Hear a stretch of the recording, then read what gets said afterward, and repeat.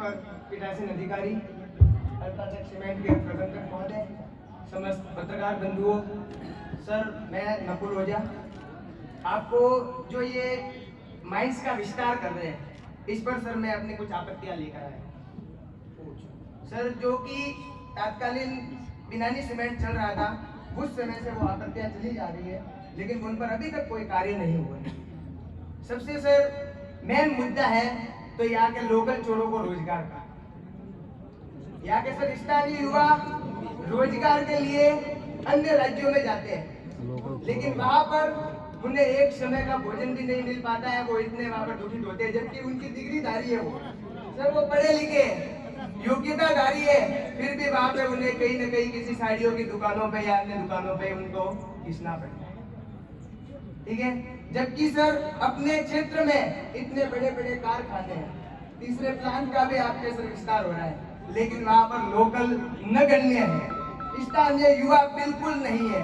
इसकी मुझे सर बहुत ही आपत्ति है। तो इस आपत्ति पर कार्य करने के बाद ही आप आपके माइंस का विस्तार करें, ऐसा मैं चाहता हूँ। सर दूसरा और मुद्दा, माइनिंग एक्ट के अनुसार सर माइंस पर जो कार्मिक कार्य करते हैं वे सर परमानेंट होने चाहिए, वे स्थायी कार्मिक होने चाहिए। लेकिन आपकी माइंस में जो कार्मिक कार्य कर रहे हैं वे किसी न किसी ठेकेदार द्वारा ठेके पर लगाए गए। उन ठेकेदार द्वारा ठेके पर माइंस पर कार्मिक लगाए गए हैं जो कि माइनिंग एक्ट के विरुद्ध है।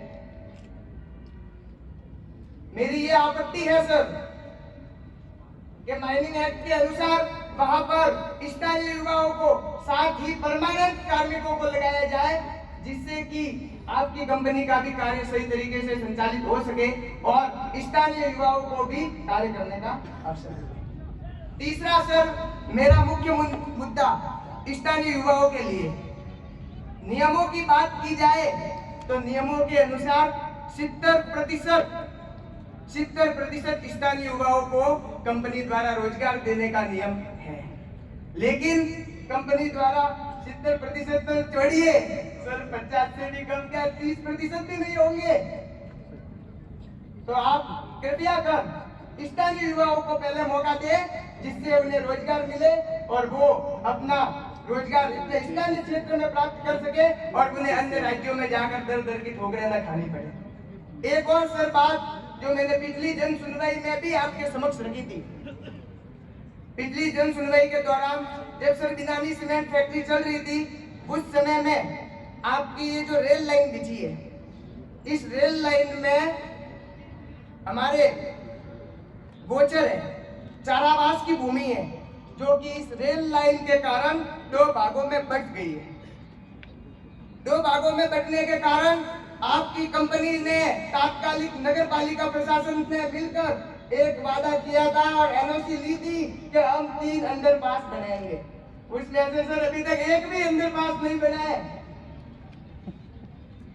और ट्रैफिक इन रेल लाइनों पर जो फाटकें लगी हुई है वहां पर ट्रैफिक रहता है, आवागमन में भी समस्या होती है। फोटो जोड़िए सर, हमारे पशुपालक भाइयों के कई मवेशी रेल की पटरी के नीचे आके मारे जाते हैं, कई पशु गाय भैंस बकरी इत्यादि उस रेल लाइन के नीचे आकर मारे जाते हैं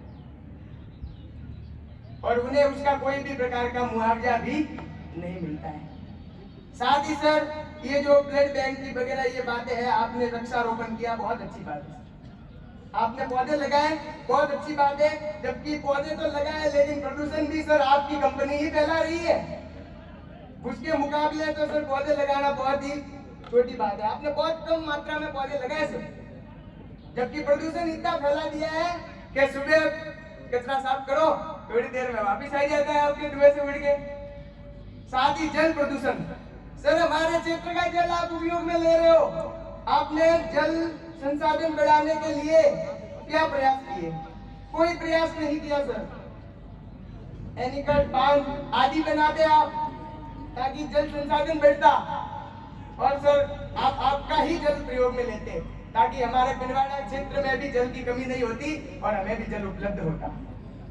बहुत सारी सर ऐसी कई बातें हैं जिसमें उपखंड क्षेत्र के लोगों को, स्थानीय लोगों को रोजगार की मेरी पहली बात है। सर रोजगार मिलेगा छात्रों को, युवाओं को, तो उन्हें अन्य तरह की ठोकरें नहीं खानी पड़ेगी। और वे आपको साथ ही सर एक और बात, वन विभाग की जमीन पर रोड और सड़क चौड़ा करने के लिए आपके द्वारा जेसीबी से खाई फेंसिंग बंद कर दी गई, लेकिन उसको लेकर पूरा मामला वन विभाग ने दर्ज करवाया था, लेकिन आज दिन तक उसका कोई भी प्रकार का सीमांकन नहीं हुआ है। इससे भी पर्यावरण को काफी नुकसान पहुंचा है।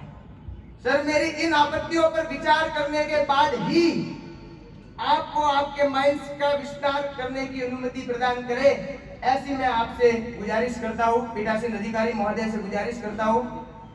अगर इन पर आपत्तियों पर कार्रवाई नहीं होती है तो सर युवाओं के साथ में जो भी प्रदर्शन करना पड़ेगा, मैं युवाओं का नेतृत्व करते हुए प्रदर्शन करूंगा। धन्यवाद। जय हिंद, जय भारत।